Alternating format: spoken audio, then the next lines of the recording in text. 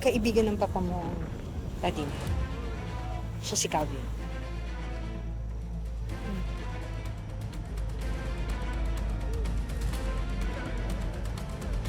May I?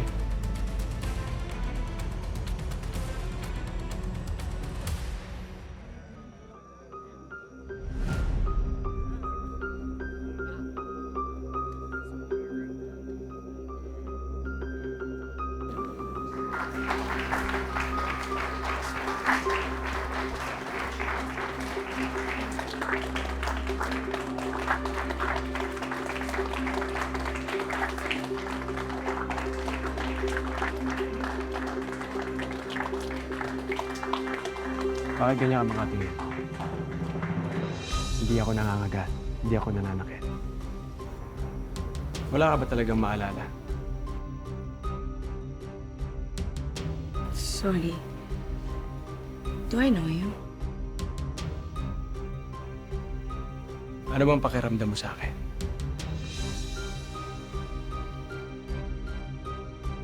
Parang pamilyar ka.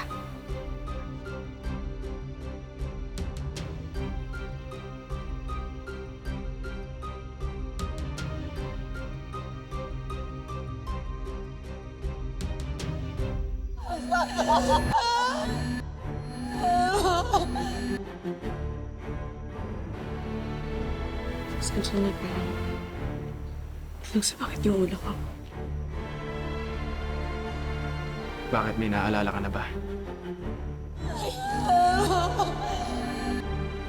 Wala.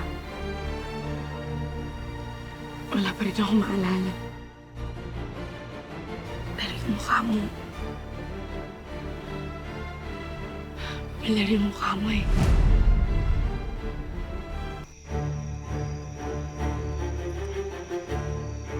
Huwag kang mag-alala. Marami pa naman oras para magkakilala tayo ng lubusan.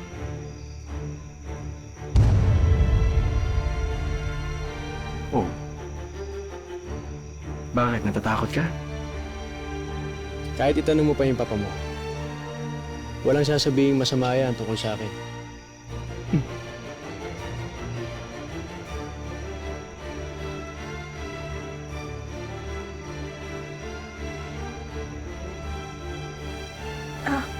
Sorry, pero kailangan ko yata magpahinga.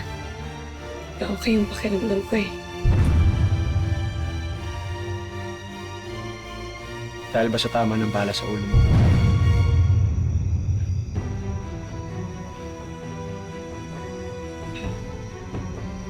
Sabi ng pakpak ko, si Black Rider yung gumawa nito sa akin. Si Elias Guerrero.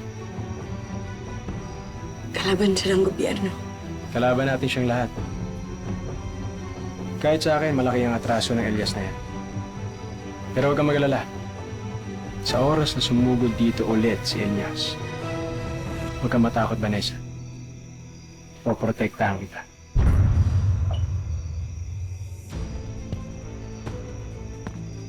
Alvin! Anak, magkakilala pala kayo ng anak ni Antonio. Sensya ka na. Medyo fresh kayo ito anak niya. Anak,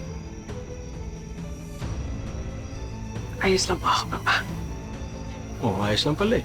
ayos ka. Relax ka lang, Mr. President. Nakikipagkilala lang naman ako dito sa napakaganda mong anak. Anak, iwan mo na kami ha. May pag-uusapan na kami.